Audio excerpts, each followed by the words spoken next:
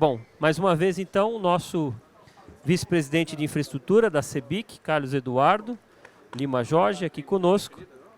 Mais uma vez, então, convidamos o presidente da Companhia de Saneamento do Paraná, Sanepar, Cláudio Stabile, presidente da Associação Brasileira de Resíduos e Meio Ambiente, a ABREMA, Pedro Maranhão, e o gerente da Unidade de Negócios da Engevit, Hernando Macedo Faria.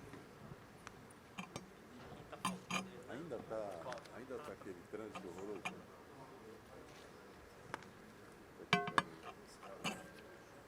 Já chamou todo mundo?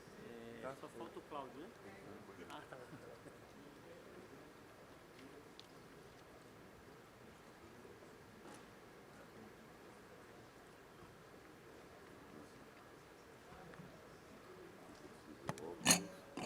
No microfone, né?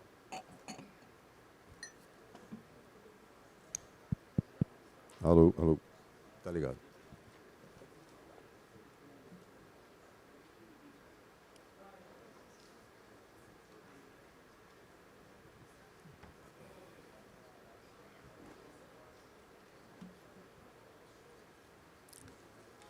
Cláudio estava ele chegando, presidente da Sanepar.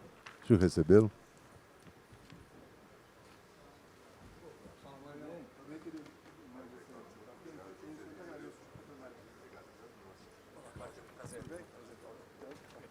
Opa, caiu.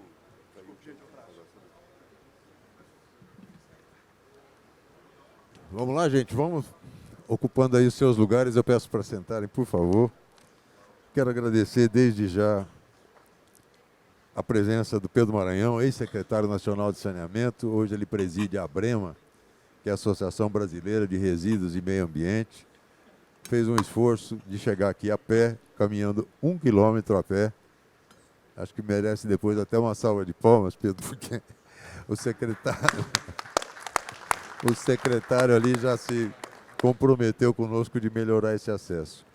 Cláudio Stabile, presidente da Sanepar, a Companhia de Saneamento do Paraná. Obrigado, Cláudio, por ter vindo. Tem mais gente contigo aqui da Sanepar. Obrigado aí pela presença de todos. Eu acho que eu tenho até uma aproximação afetiva com a Sanepar. Eu me formei com um cara que trabalhou muitos anos lá, o Sherman Bishop Cordeiro. Sherman é irmão meu do Paraná. E quando a gente estava falando de inovação, teu nome já saltou. Eu falei, não, o Cláudio tem que estar, etc. E a tua presença aqui, muito boa. Hernando, a Engevit já está conosco há algum tempo, esteve aqui conosco no ENIC passado, e eu acho que a gente está assumindo um compromisso aqui importante, nas 3 áreas que nós vamos tratar, que é resíduos sólidos, água e esgoto e o pavimento asfáltico, de traduzir aquilo que a gente conversava ontem aqui no painel do futuro da infraestrutura. Há um ciclo virtuoso despontando nessa área da infraestrutura, felizmente. Há condições da gente desenvolver algumas áreas do país que estão carentes e que a gente se traduz agora em oportunidades, e nenhuma dessas oportunidades vão se concretizar se não tiverem atreladas a um fator de sustentabilidade. Todo e qualquer board de análise de investimento que a gente vê dentro do país ou fora do país, a primeira pergunta do projetista, de quem está analisando investimento, é um projeto sustentável? E esse avanço que a gente está assistindo em rodovias, na área de saneamento, na área de resíduos sólidos, está trazendo um campo de inovação fantástico. Eu acho que a gente nem está acompanhando de perto, nem está sabendo de perto tudo isso que vem acontecendo. Na Sanepar, vocês fizeram um concurso, inclusive, né, de startups. A startup, acho que é número 4 ou 4, ganhou esse concurso, a Start 4.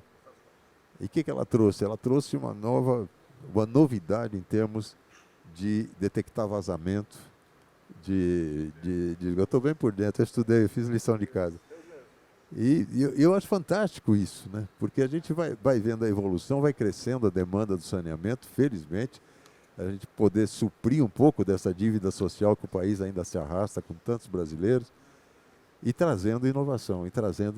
Na área de resíduos sólidos, o Pedro vai falar, inclusive, não da forma só como está se tratando coleta de lixo e destinação final de lixo, mas aquilo, de novo, que está traduzindo na coleta de lixo e no tratamento, até na geração de energia e outros campos que a gente já não pode deixar de fazer isso na área de resíduos sólidos. E o nosso asfalto verde, nem sei se fui eu que dei esse nome ou se foi o Enan que deu, mas quando ele me apresentou, eu falei, cara, isso é o asfalto verde, é o futuro do nosso, com mais eficiência na aplicação e sustentabilidade. Acho que é isso que a gente precisa. Num país onde você tem 1.750.000 quilômetros de rodovia, sendo 1.350 não pavimentadas.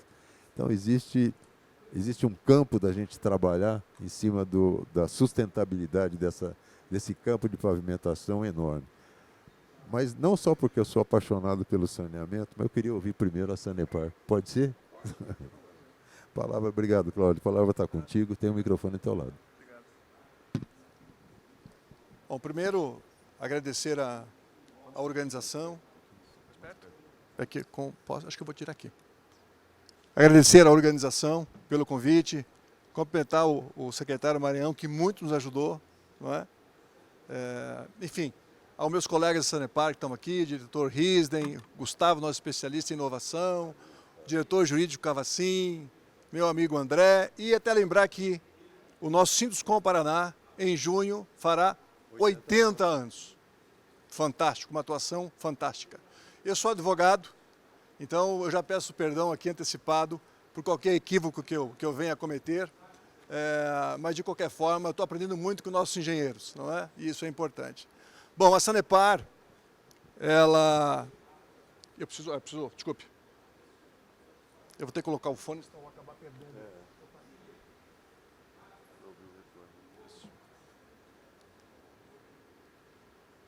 Bom, minha apresentação já foi feita, estou ali na companhia, completei agora 5 anos na presidência. Um setor desafiador. E mais desafiador que isso é o momento que nós vivemos.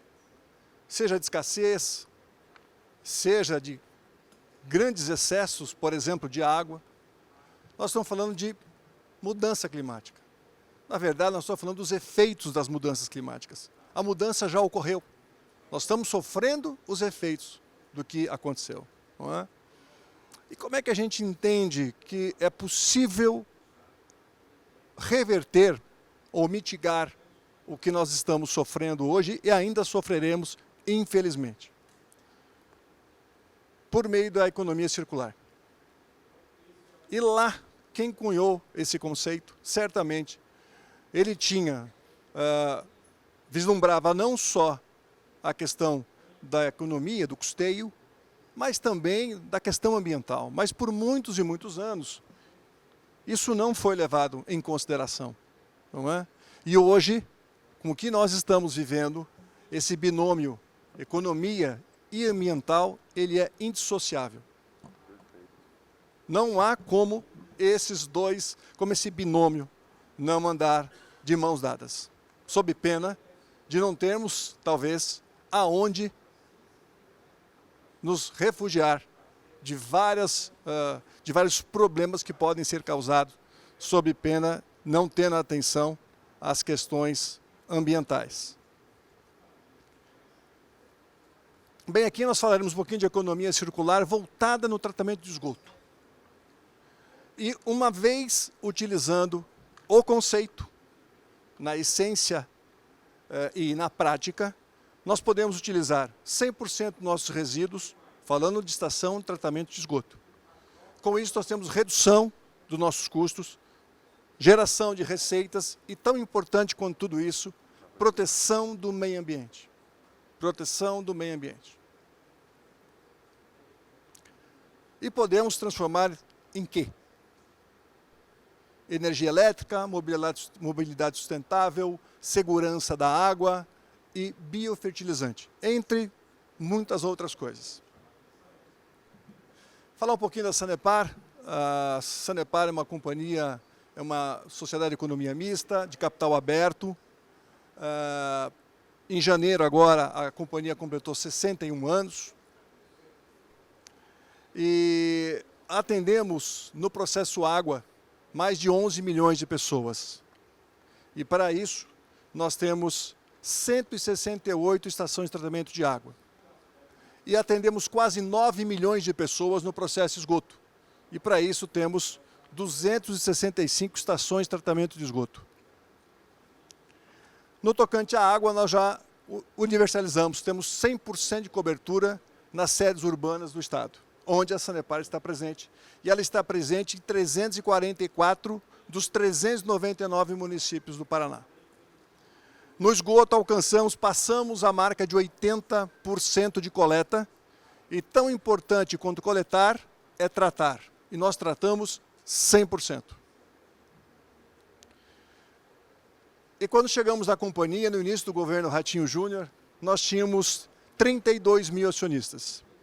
Hoje estamos passando de 500 mil acionistas e, pelo terceiro ano consecutivo, depois de 20 anos esperando o nosso terceiro A, não é?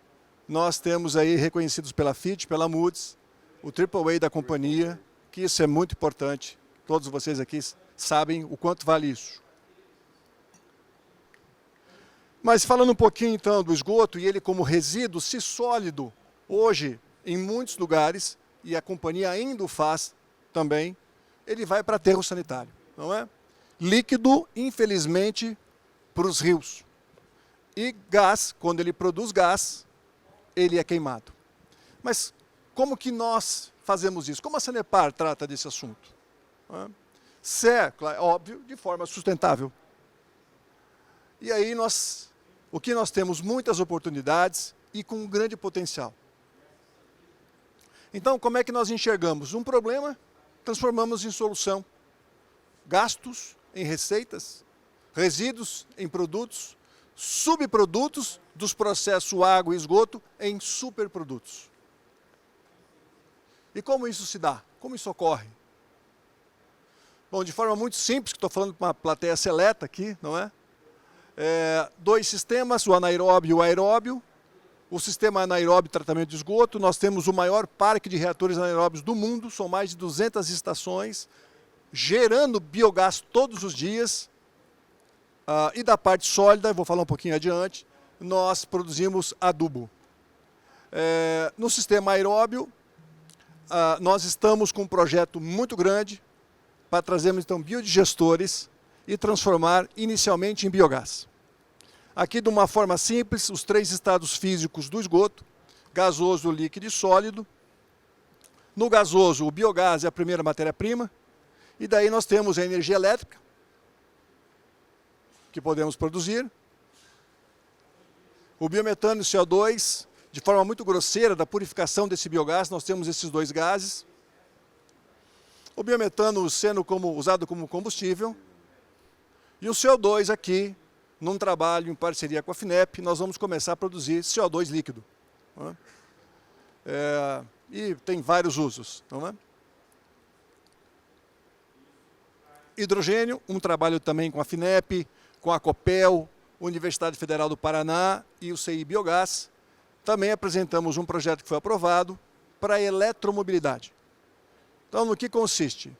Na rota da reforma catalítica a seco, na purificação desse biogás oriundo do lodo de esgoto. Nós temos os 2 gases, como eu comentei, e aqui de forma também muito simples, nós unimos os 2 gases e criamos o hidrogênio renovável. Então imaginem aqui um cilindro, então o hidrogênio ele é uma energia química, não é?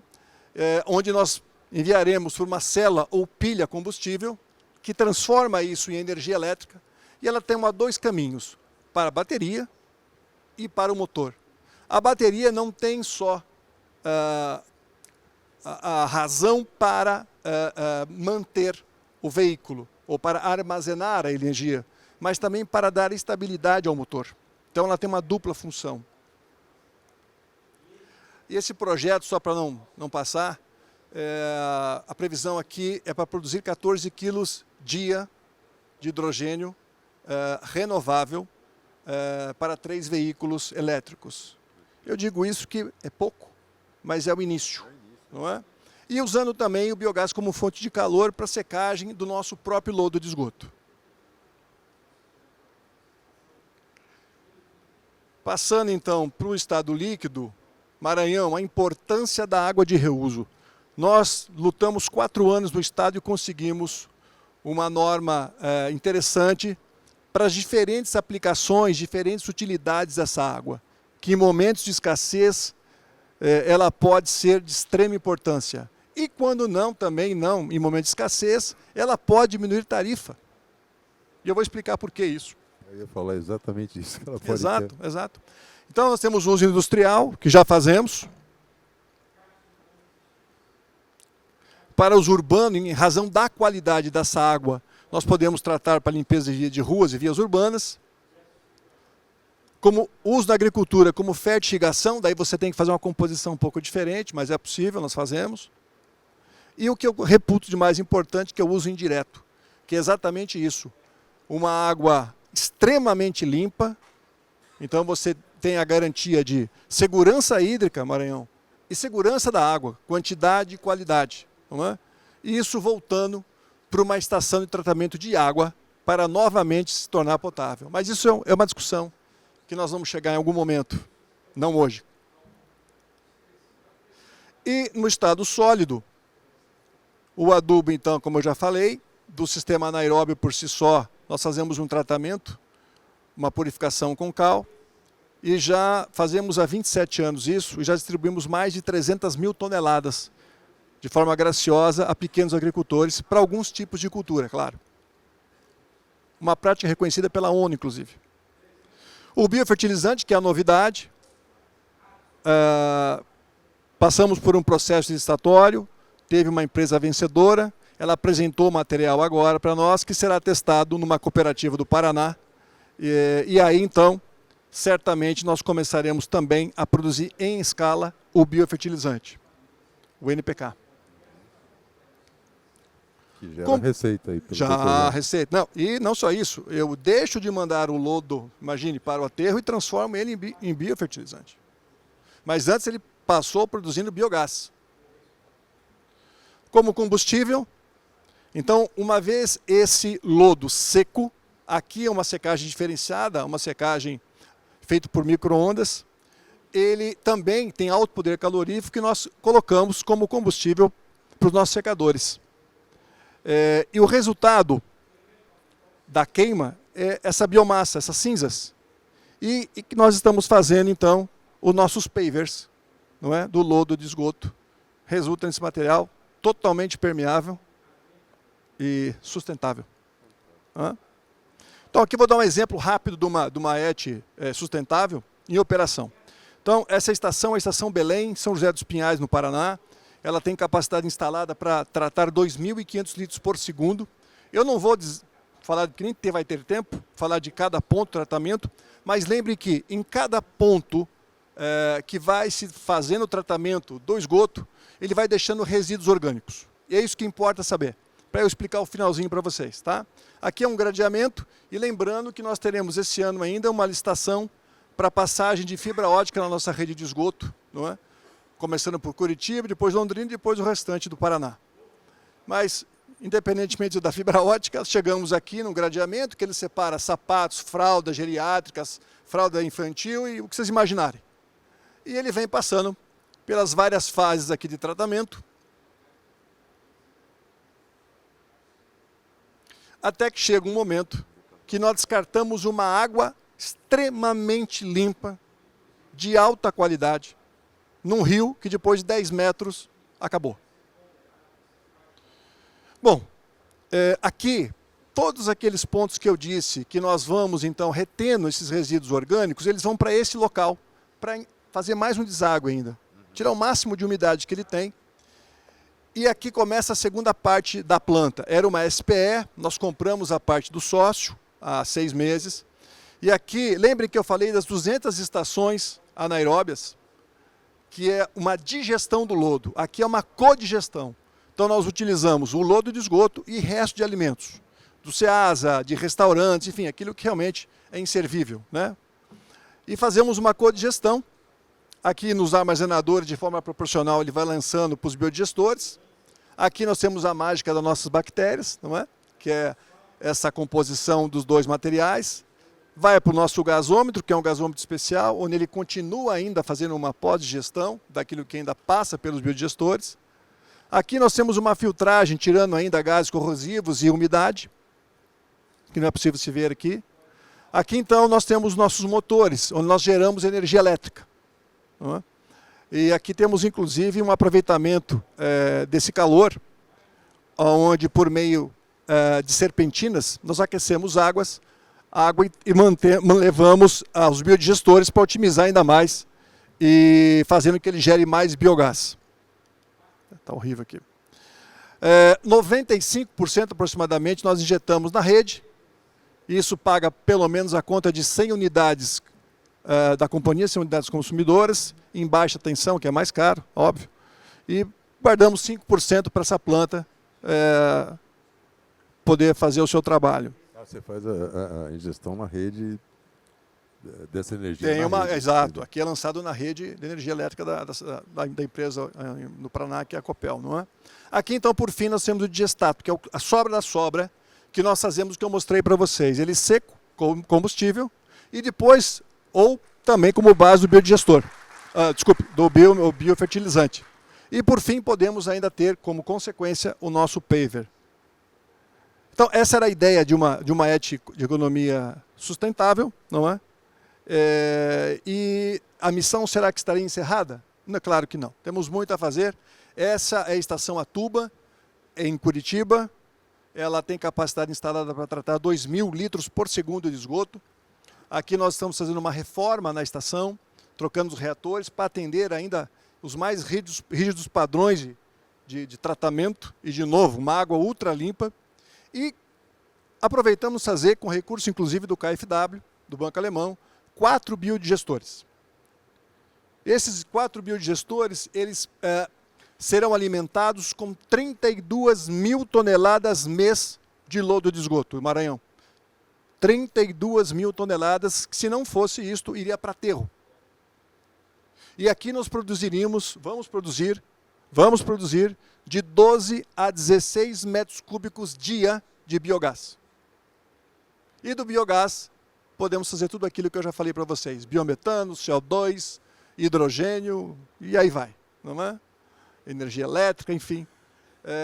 Então, em conclusão, tendo em vista esses 3 estados físicos e todo o potencial que nós temos, a pergunta aqui é se temos como reverter a situação climática ou os efeitos. Podemos mitigar, claro, isso, mas se fosse há 10 anos atrás, teríamos mais chance, mais êxito, não é? Mas, enfim, nós trabalhamos muito forte na veia com os ODS e com a ESG. Na prática, uma estação de tratamento de esgoto do seu projeto, eu já vou encerrar aqui já, do seu projeto, a sua atuação no dia a dia, ela atende a pelo menos 12 das 17 ODS. E um propósito, o nosso propósito, deixar um legado para esta geração ainda e as vindouras, para que tenha um planeta realmente melhor, não é? E que não tenhamos tantos problemas, não só para os humanos, mas para todos os seres que habitam esse planeta, não é? Era isso, gente. Obrigado. Parabéns, Cláudio. Eu já conheci um pouco, me surpreendi ainda mais com esse trabalho. O quanto dá para ser feito quando a gente... E como dizia meu querido pai, que certamente nos acompanha aqui de cima, antes tarde do que nunca. Né? Eu acho que poderíamos ter começado isso tudo há um tempo atrás, mas estamos nesse caminho e, poxa vida, acho que o que mais nos move aqui, como empresários e cidadãos, é poder deixar um legado mesmo, né? Para filho, para neto, para quem vem com a gente e depois da gente. E eu quero muito ouvir o Pedro Maranhão, foi citado várias vezes aqui, ele tem microfone lá, porque esse caminho também se desenha na área de resíduos sólidos, né, Pedro? Pedro foi secretário nacional de saneamento, uma parceria incrível com o nosso setor, uma pessoa que trouxe para para a realidade o novo marco legal de saneamento, através de um esforço tremendo que Pedro coordenou. A gente participou, presenciou esse esforço e agora se dedica a uma nova missão, também ambiental, evidentemente, na parte de resíduos sólidos. A palavra está contigo, Pedro, por favor, e mais uma vez obrigado por ter vindo. Ok. Obrigado, Carlos. Stable, o nosso amigo ali da... realmente, falar depois do Stable aqui também ficou até complicado, né? Depois de uma aula dessa aqui, eu não tenho nem muito o que acrescentar. Mas só relembrando aqui, que você relembrou aqui, o marco regulatório de saneamento realmente é um marco no saneamento brasileiro. Nós temos, eu posso cravar sem sombra de dúvida, que é antes e depois do marco, do marco do saneamento. Realmente nós tivemos um horizonte, né, de nós sairmos da época medieval, né, para o século XXI. Porque eu costumava dizer, e ainda falo, que na questão nossa do saneamento básico, nós estamos na época medieval. Que a gente ter 100 milhões de pessoas sem esgoto, 35 milhões de pessoas sem água tratada, 95 milhões de pessoas sem resíduo adequadamente armazenado ambientalmente. Então, nós estamos, acho que, na época medieval. E aí, o marco regulatório de saneamento trouxe essa luz, trouxe previsibilidade, trouxe segurança jurídica e trouxe metas, né? E realmente os primeiros leilões que aconteceu agora um recente lá com vocês, parabéns. Então, realmente deu outra visão para o mercado, né?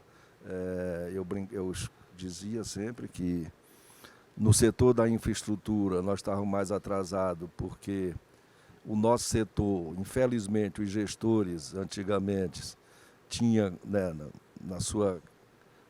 na sua mente que obra enterrada não dá voto. Então, logo por isso, por que eu vou gastar tempo, dinheiro, botar e enterrar a obra, você não pode nem pôr uma placa, ninguém pode ver, fazer uma praça, um chafariz, e por aí foi. Graças a Deus isso mudou, hoje os gestores estão muito mais sensíveis a essa questão, e hoje, digo sem sombra de dúvida, e acompanho bem isso, o gestor que tiver universalizar a sua cidade, ele tem muito mais voto que se ele fazer 5, 10 praças. Se ele dizer, a minha cidade tem esgoto tratado, tem água tratada e o resíduo ambientalmente armazenado, então ele tem muito mais voto que qualquer outra coisa. Isso é importante, porque a sociedade mudou, a cobrança mudou. Hoje a cobrança é muito maior nessa questão de exigir que realmente tenha água tratada, tenha esgoto tratado e tenha o seu resíduo ambientalmente destinado, né? A questão do resíduo sólido, o resíduo sólido hoje, eu não sei quem que passa aqui,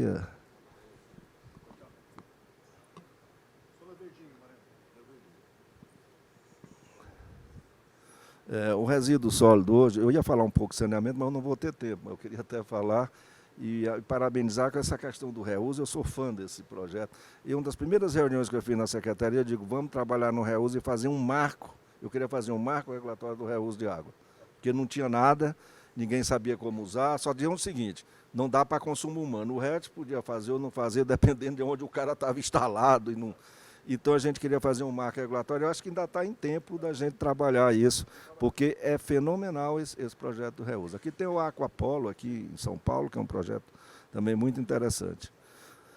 Mas a questão do resíduo sólido, hoje nós temos uma geração global de 2 bilhões de toneladas de resíduos sólidos, né? Nós somos o 4º maior gerador de resíduo sólido do mundo, o Brasil. Aqui nós geramos aqui no Brasil 77 milhões de toneladas, nós coletamos 71 milhões de toneladas. Essa diferença aí, cara, mas e vai para onde? Essa diferença é aquele resíduo que o cara bota no fundo do quintal, joga no final da rua, joga na beira da estrada, toca fogo, é mais ou menos uns 5 milhões, 6 milhões de toneladas.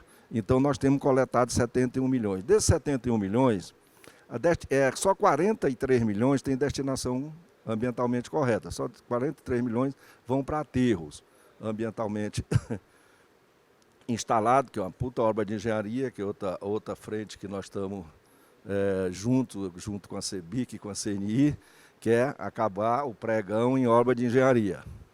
A gente não estamos lá trabalhando E eu acredito que nós conseguimos, no primeiro instante, aprovar no Senado e na Câmara. O presidente da República vetou, e agora nós estamos trabalhando para derrubar o veto e estamos junto com a CEBIC e com a CNI nessa empreitada, né? Eu costumo dizer que ninguém pode precificar a inteligência, né? Minha inteligência não é o mesmo preço da do Carlos, que não é o mesmo preço da do Estado. E na questão do pregão em obra de engenharia, eu quero fazer isso, né? É o mesmo preço, então não dá. E nós temos exemplos aí pelo Brasil afora de obras paradas em função do pregão. Isso é uma frente que nós estamos trabalhando e está indo muito bem, graças a Deus, e eu tenho certeza e estou muito otimista que nós vamos derrubar esse veto. Então, os aterros é uma obra de engenharia grande, né? Uma puta obra de engenharia, com impermeabilidade, com todo os cuidados que tem, que o meio ambiente exige, e tem 33 milhões aí que vai para lugar ambientalmente que não é correto, que são os famosos lixões e aquele pouco lá que eu falei, 5 milhões, que é jogado no meio da rua, tudo. Os lixões hoje, para nós, é uma praga. O lixões hoje, ele polui, ele emite muito gases, ele contamina o lençol freático. Saúde também, né? Além da saúde, né? E nós estamos hoje numa luta, num programa junto com o Ministério do Meio Ambiente de encerrar lixões, né? Não é uma coisa simples, né? A gente convencer, às vezes, muitos prefeitos, muitas prefeituras a colocar num aterro, onde ele está pondo num lugar lá que ele não paga um tostão, joga no lixão, ele acha que está fazendo bem. E aí depois a gente mostra para muitos prefeitos que ele está até gastando mais se ele fosse para um aterro, né? O que ele gasta com advogado, com TAC, com cobrança do Ministério Público, o risco de ficar inelegível, o risco de as contas não serem aprovadas, uma série de contas, e eles estão entendendo isso, e o Ministério do Meio Ambiente assumiu essa questão, e o Ministério do Meio Ambiente deve lançar já um programa de encerramento de lixão, bem simples, nada sofisticado, para poder acontecer. Usando só a estrutura existente. Usando a estrutura existente que nós temos de aterro hoje, nós encerramos mais de 1.000 lixões. Só com a estrutura que tem. Só mexendo na logística. E é isso que o Ministério do Meio Ambiente está fazendo, e nós estamos ajudando realmente para a gente encerrar lixões para os países. Tem muitos lugares, por incrível que pareça, no lugar que tem um aterro ambientalmente correto, aquela própria cidade não bota no aterro, põe no lixão. Várias cidades pelo Brasil afora. Tinha, que era o mais emblemático, era Porto Seguro, mas agora ele fez um acordo e depois está pondo no aterro. Porto Seguro, que é um paraíso ecológico, eles vendem ecologia e tal. Então ele não, por causa de briga política, ele achava que o dono do aterro apoiou o outro candidato, aí eles, não, então eu vou jogar no lixão, não vou pôr no seu aterro. Mas agora ele fez um acordo há 8 meses atrás, está pondo no aterro. Tinha Itacaré, Ilhéus, tudo isso no meio da Mata Atlântica, esses lixões, tudo no meio da Mata Atlântica. E lá em Itacaré nós fizemos um que serviu de modelo, né? Um encerramento de lixão. Graças a Deus que você fez lá. Eu tive em Itacaré antes disso, era de arrepiar. Eu não consigo não olhar com esses olhos que a gente vê, mas era de arrepiar. E Itacaré, eu lembro da reunião que eu tive com o consórcio, com os prefeitos, e eu falei uma frase só assim, disse, olha, o ativo de vocês é a natureza. Esse é o ativo. Vocês não têm outra coisa para vender aqui a não ser a natureza. Se realmente vocês tratarem mal a natureza, o turista vai parar de vir aqui aí e vocês vão ter problema. Aí o prefeito de Itacaré realmente vestiu a camisa e nós encerramos um projeto muito bonito e que serve de exemplo e até educativo para as outras cidades que estão seguindo o que Itacaré fez. Tudo no meio da Mata Atlântica. Então essa parte de aterro de lixões está indo bem, é uma parte. E aí a gente vai para o aproveitamento do resíduo. Também nossos empreendedores, nossos empresários, entenderam também que aterro não é só mais espalhar o lixo, botar a manta, espalha, bota a manta, bota a célula. Não.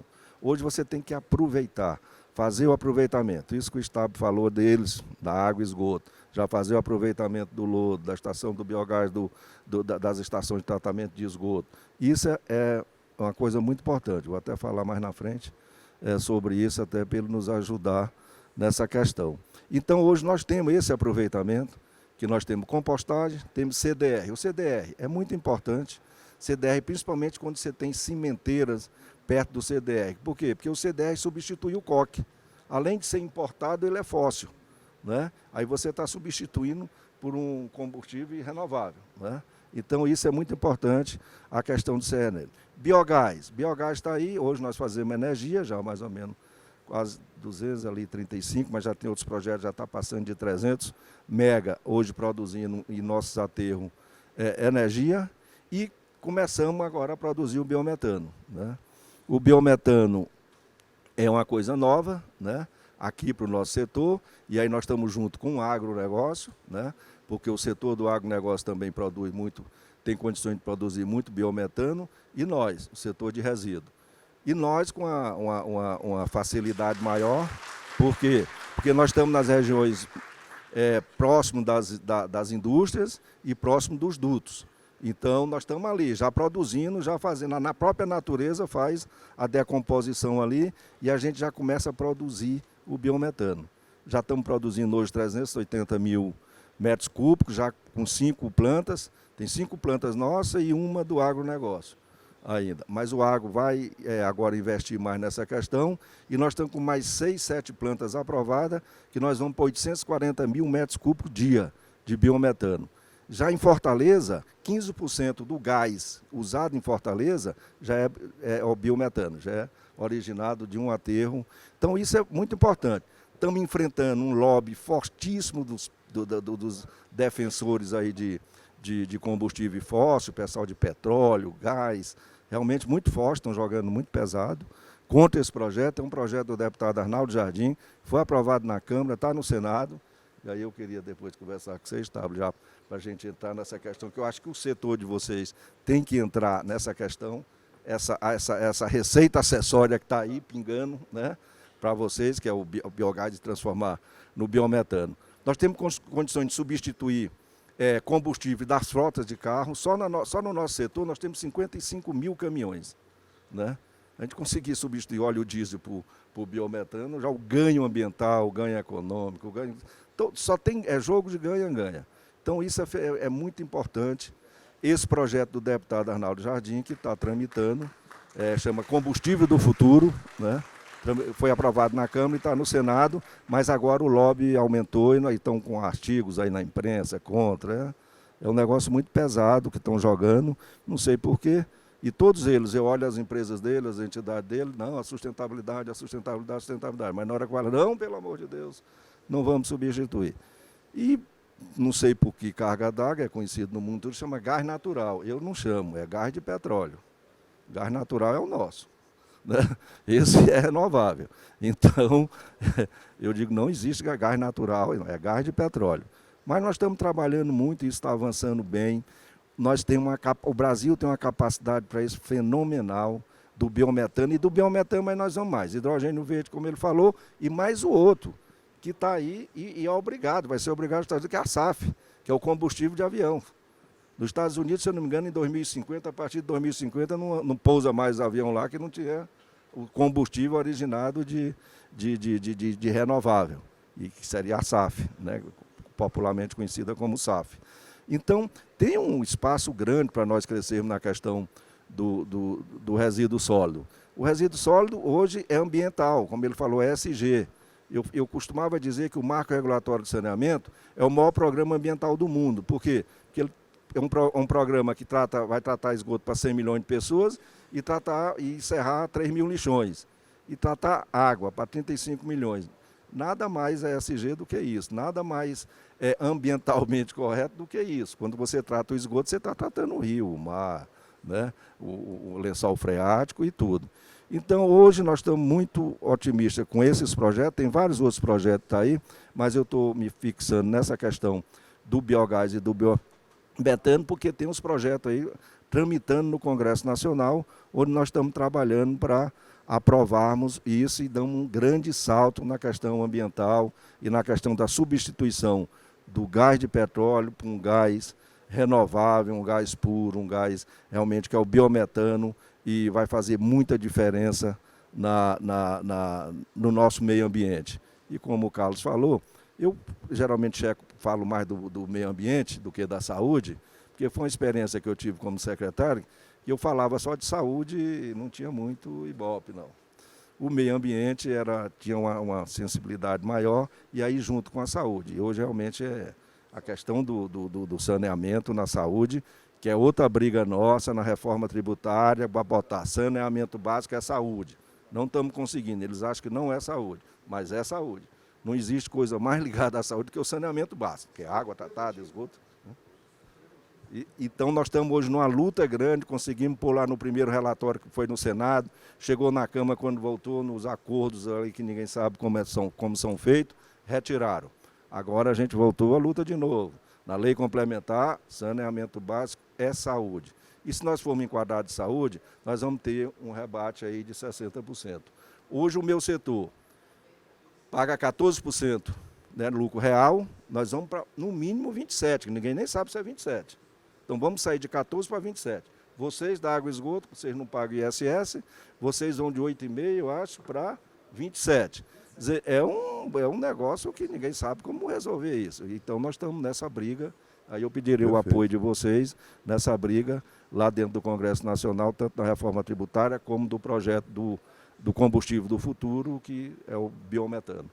Muito obrigado, e Pedro. Tudo de bom. Nós é que agradecemos essa exposição. Por parte do projeto do Combustível do Futuro, do deputado Arnaldo Jardim, a CEBIC, a minha Comissão de Infraestrutura, já está há tempos dando esse apoio, dando visibilidade. Foi aprovado na Câmara, foi para o Senado agora. A gente está jogando essas informações na mídia, porque, como você bem disse, tem forças contrárias aí que são plenamente interesse econômico, travestidos de preocupações ambientais, né? Então, com certeza a gente está atento para isso e vai trabalhar no sentido da aprovação também no Senado. Vamos falar um pouquinho do asfalto verde? Vamos lá, Ana? Obrigado aí pela presença. Eu acho que tão importante quanto a gente está trabalhando aqui, né, da situação de resíduo sólido, coleta e tratamento adequado, destinação adequada do resíduo sólido. A aula que nós tivemos aqui da Sanepar, né, do tratamento adequado que a gente pode e deve fazer com relação ao tratamento de esgoto. Boa parte dessa plateia que está aqui trabalha no setor rodoviário. Bacana. Né, e há grande interesse nosso em conhecer como é que esse setor pode se atrelar a esse tipo de preocupação que foi externada aqui até agora. A palavra está contigo, Ana. Perfeito. Carlos, primeiramente agradecer a CEBIC, em especial a Coninfra, na sua liderança. Está ouvindo bem? Segundo ano nosso junto, eu tenho certeza que essa parceria vai durar muitos outros anos. Honrado de estar dividindo aqui o painel com o Cláudio, com o Pedro. Parabenizar pelas apresentações belíssimas, mas parabenizar mais ainda pelas ações, né? O Brasil precisa de bons projetos, mas precisa que esses bons projetos saiam do papel. Precisamos de ações. E é bem bacana ver a Sanepar e a Brema realizando, né, projetos que beneficiam a sociedade como um todo. Então, meu tema é a parte de asfalto. Né, a ideia, o conceito de falar de sustentabilidade na pavimentação asfáltica tem semelhanças com o resíduo sólido, com tratamento de água e esgoto. Né, você transformar um problema, hoje visto como problema, como oportunidade para o mercado. A Ingevity é uma empresa americana, multinacional, a empresa já tem 170 anos, ela é líder mundial na produção e venda de aditivos e emulsificantes para asfalto, tá? Atuamos em mais de 60 países. Então, muitas das coisas que eu vou apresentar aqui já são soluções consolidadas, que estão em utilização em outros locais e tem uma grande oportunidade do Brasil. Tá? Pavimentação asfáltica influencia todos nós, né? O Brasil é um país que tem uma dependência enorme no modal rodoviário, 65% das nossas cargas, 90% dos passageiros utilizam o modal rodoviário como via principal de transporte. Não é, vamos dizer, um cenário saudável, a gente tem que ter uma distribuição melhor, até pela questão geográfica do Brasil, ser um país continental, mas é a nossa realidade. Outra realidade, o Brasil tem uma malha, o Carlos até citou, né, gigantesca rodoviária, são 1,72 milhões de quilômetros, é muito grande, só que apenas 213 mil são pavimentadas. Só para ter uma ideia, Estados Unidos tem 6 milhões de rodovias pavimentadas. Não estou contando aqui as vias urbanas, tá? Então isso aqui é vias pavimentadas em termos de rodovias federais, estaduais e municipais. Boa parte da malha não pavimentada, ela é concentrada nas rodovias municipais.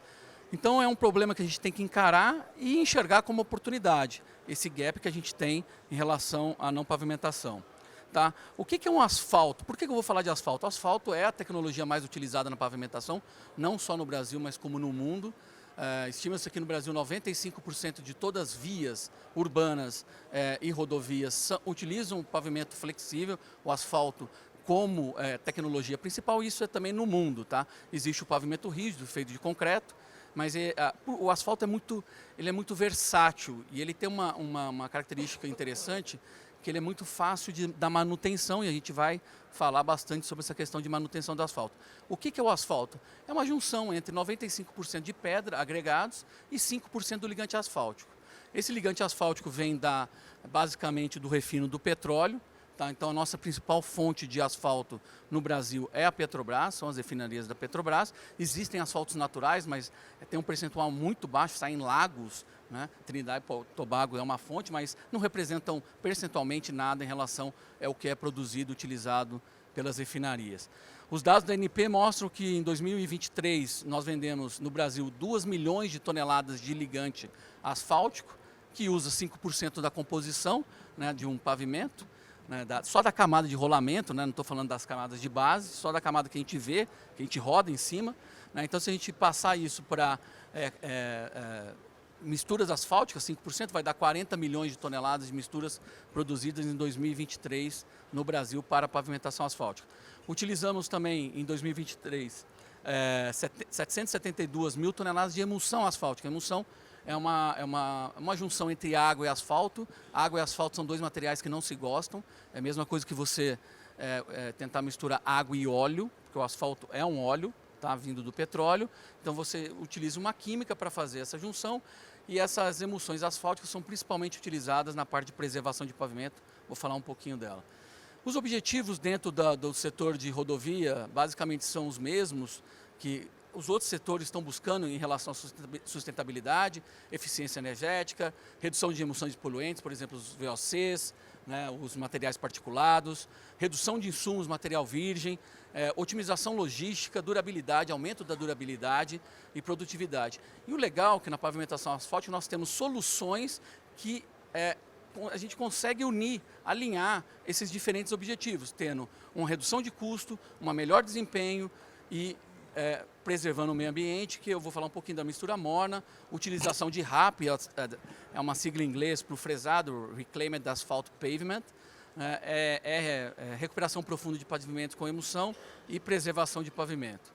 Entrando na mistura morna, o Carlos utiliza o termo verde, porque ele realmente é bem mais verde do que o asfalto convencional. Já são no mundo, já tem mais de 600 mil quilômetros de rodovias utilizando esse material, então não é um teste, é uma tecnologia consolidada no Brasil, muitas concessões em algumas prefeitura de Curitiba, Cláudio, está utilizando, prefeitura de Porto Alegre é uma das maiores prefeituras, órgãos públicos que consomem essa mistura. Nada mais é que não sei se já viram alguma produção de mistura asfáltica, que é um videozinho. A mistura asfáltica, né, que é 95% de pedra, 5% de ligante, ela é feita quente. Quanto? 160, 170 graus. Né? E essas usinas, é feito nessas usinas, que é basicamente um tambor secador que seca e aquece os agregados a essa temperatura de 170 graus. E como que ele aquece? Através de queima. É uma chama que está dentro de um tambor secador e você consome em média de 5 a 10 quilos de combustível fóssil, pode ser gás natural, pode ser óleos vegetais, pode ser diesel, tá? Para fazer essa queima. Tá? Então, o que é a mistura morna? É um processo que você faz a mesma mistura asfáltica, através da ativação do ligante asfáltico, né? Reduz esse processo de temperatura entre 100 e 140 graus. Por isso que chama morna. Eu não gosto muito desse termo, porque não é o frio ainda, que é nosso objetivo. Tá? O frio não tem o mesmo desempenho, as emulsões asfálticas, do que as misturas feitas em usinas, mas a mistura morna já é um grande avanço. Quando eu reduzo 30, 40, 50 graus Celsius na produção, eu elimino mais ou menos 40% do combustível utilizado. Tá? Renan, a gente que trabalha, desculpa. Claro, estou falando um pouco rápido, tem Trabalha bastante slide. com obra pública, seja DENIT, seja DR São Paulo. Essa especificação tem que partir do contratante? Tem, por exemplo, a Prefeitura de São Paulo já tem especificação do contratante, seja ele órgão público, seja ele privado, uma concessão. Muitas concessões usam as referências de especificações delas próprias, mas alguns órgãos públicos, DENIT tem para a mistura morna uma diretriz de serviço, não é uma especificação, mas alguns estados no Brasil, por exemplo, Santa Catarina, onde eu vivo, tem uma especificação, Paraná a gente está trabalhando, no DR de São Paulo eu acho que já está em consulta pública, então vem do órgão, vem do contratante, tá? Mas é uma especificação de serviço, não é uma especificação de produto, porque você não muda o produto final, você muda o processo. Você simplesmente reduz a temperatura de usinagem, sendo que o produto final é o mesmo. Tá? Então a grande vantagem é que você faz uma temperatura e você reduz o combustível. E outra coisa, tem um impacto no desempenho, porque quando a gente aquece muito o ligante asfáltico, eu oxido ele, eu envelheço ele no nascimento. E ele fica mais, a gente chama, ele aumenta a rigidez, ele fica mais frágil e tende a trincar mais rápido. Quando eu reduzo a temperatura, eu preservo mais a parte flexível dele e ele vai durar mais. Então, basicamente é a mesma. Isso aqui é uma obra no Paraná, que nós fizemos, em Santa Catarina, desculpa, usinando normalmente a 175 graus e na mesma usina, mesmo agregado, mesmo ligante, usinando a 130 graus, reduzindo 45 graus. O legal da mistura morna, isso aí é uma outra obra em Balneário, são 2 vídeos na mesma rua. Eles fizeram 2 camadas, a prefeitura queria ver. A da esquerda, né, de vocês é a mistura quente e a da direita a mistura morna. Então a primeira camada de recapeamento da rua foi feita com mistura quente e a segunda morna. O que a gente percebe? A ausência total de fumos. Esses fumos não é água evaporando, é o ligante asfáltico queimando. Então, além da gente ter um benefício em termos de, quando eu reduzo o consumo de combustível na usina, proteger o meio ambiente em termos de aquecimento, estou não usando combustível fóssil para aquecer. Esse fumo, que a gente chama de blue smoking, ele é altamente poluente, que eu estou queimando, né, asfalto, que é um volátil orgânico, e o pessoal fica respirando ali. Então tem um impacto na saúde também, viu, Pedro? A gente reduz em 85% quando reduz 40 graus. Então, tanto é que um dos impactos são a parte visual, que você não vê mais as fumaças. Aqui é uma obra, a mistura caindo no caminhão antes de ir para a obra, na Amazônia, que nós fizemos. Tem uma câmera térmica que vai mostrar a produção, que normalmente é 160, 170 graus, a gente produzindo a 115. Construtora que era do Paraná, Sanches Tripolone, uma obra do DENIT. Tá? Aqui, vou ter que ir bem rápido, aqui só para mostrar como está nos Estados Unidos o consumo dessa tecnologia. O gráfico de cima em laranja é o total de misturas asfálticas produzidas e consumidas anualmente, de 2009 até 2021. Está na casa dos 450 milhões de toneladas, então mais ou menos 10 vezes o que o Brasil produz. E em azul, quanto representa percentualmente a mistura morna dentro do total.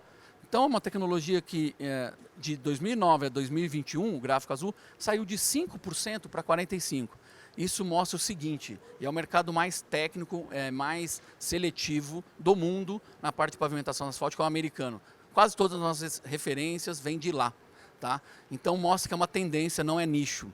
Ela vai, nos próximos anos, ultrapassar as misturas a quente.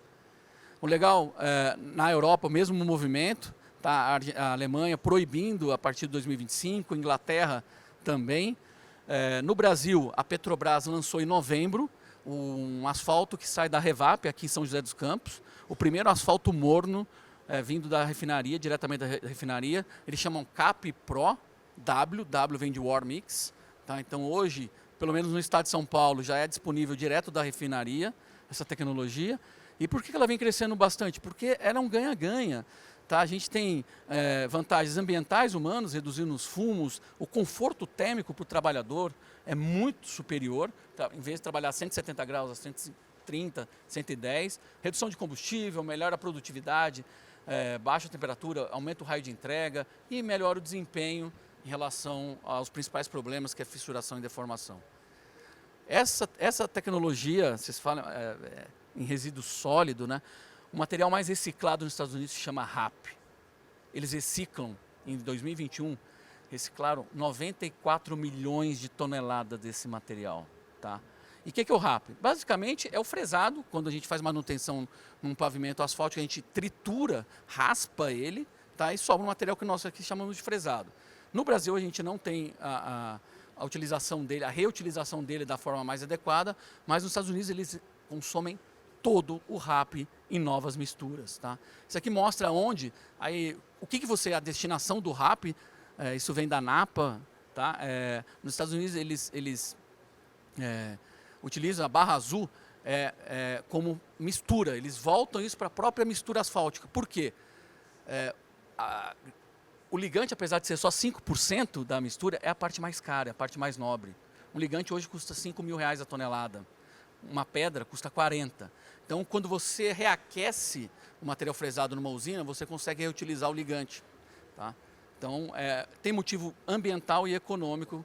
Isso aqui é uma usina em Utah, eu tirei essa foto, só para mostrar no lado esquerdo uma usina de asfalto estocando fresado, tinha 1 milhão de toneladas de fresado ali, e a pilha de material virgem, agregado virgem, bem inferior.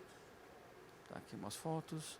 E tem uma economia gigantesca, porque quando eu uso fresado na usina, eu deixo de utilizar ligante e pedra, mas a grande ganho econômico vem do ligante. Acredita em mim, a gente não vai conseguir explorar hoje, né? Mas se você usa 20% de fresado na sua mistura, você economiza 17% no custo de produção. Se você utiliza 50% de fresado, sua economia no custo da produção de uma mistura asfáltica pode chegar a 45%. Então, no Brasil, a gente tem uma grande oportunidade, porque a gente não utiliza. Percentualmente, hoje, o RAP na mistura é zero. Tem algumas, a Prefeitura de São Paulo está usando. Fui em Belo Horizonte esses dias, eles têm 200 mil toneladas de fresado estocado. Eu fiz uma conta, a gente tem que começar a ver isso como oportunidade. 100 mil toneladas de fresado significam 30 milhões de reais. Uma usina, para processar esse material, custa 5. Então, só para... Os empresários, e a gente vê tanto material fresado encostado. Muito, muito. É um desperdício, né, infelizmente. Mas é uma baita oportunidade. Vou falar super rápido, não vai dar mais tempo. Essa é uma outra tecnologia, essa para recuperação profunda de pavimentos com emulsão asfáltica. Quando um pavimento está muito deteriorado, ou eu posso usar também pavimentos existentes sem pavimentação, eu entro com uma recicladora, que é esse equipamento, que ele tem um tambor que já tritura. Ele pega toda a camada de asfalto e a camada de base, tritura e adiciona emulsão, tá? Fazendo uma base de extrema eficiência. Tá? Isso já é feito no Brasil, mas normalmente se usa agregados para estabilizar ou cimento. O legal de fazer com emulsão asfáltica é que ela é flexível, então ela não trinca, ela tem uma flexibilidade e a gente pode trabalhar num conceito dos americanos que chama pavimento perpétuo. É uma estrutura em asfalto, pode durar 50 anos. Tá? Acabou meu tempo, mas era essas 3 principais tecnologias que eu queria destacar. Isso aqui é uma obra que a gente fez no Anel Viário de Belo Horizonte. A construtora é lá do Paraná, a Anel Via. Tá? Foi com a Arteris. A Arteris ela gerencia a Fernão Dias. Isso é uma rodovia que liga São Paulo a Belo Horizonte, na entrada de Belo Horizonte. E eles ganharam, utilizando essa tecnologia, Carlos, o prêmio da NTT de sustentabilidade. Porque não tem transporte de material. Você já utiliza todo o material da pista, né? Simplesmente empregando um pouco mais de emulsão para, vamos dizer, dar mais coesão e consolidar esse material. Fantástico. A gente vai. Falei rápido, pessoal, desculpa, porque era muita coisa. Obrigado. A gente vai vendo e vai se entusiasmando cada vez mais, né? Porque as oportunidades que a gente está vendo, inclusive, não só do ponto de vista sustentável ambientalmente, mas de geração de riqueza, geração, né, de economia. É uma pena que a gente está com tempo limitado, mas respeito e peço desculpa pelos 13 minutos de atraso ao próximo painel que vai entrar aqui, sob a coordenação do vice-presidente Ilso, em nome de... eu acho que como cidadão, não é nem como empresário, não é nem como CEBIC, agradecer o que vocês trouxeram, porque isso dá para a gente, principalmente, a certeza que a gente está num caminho certo de poder entregar um mundo melhor para quem vem vindo aí. Gente, muito obrigado. Obrigado pela presença nos 3 painéis. Obrigado.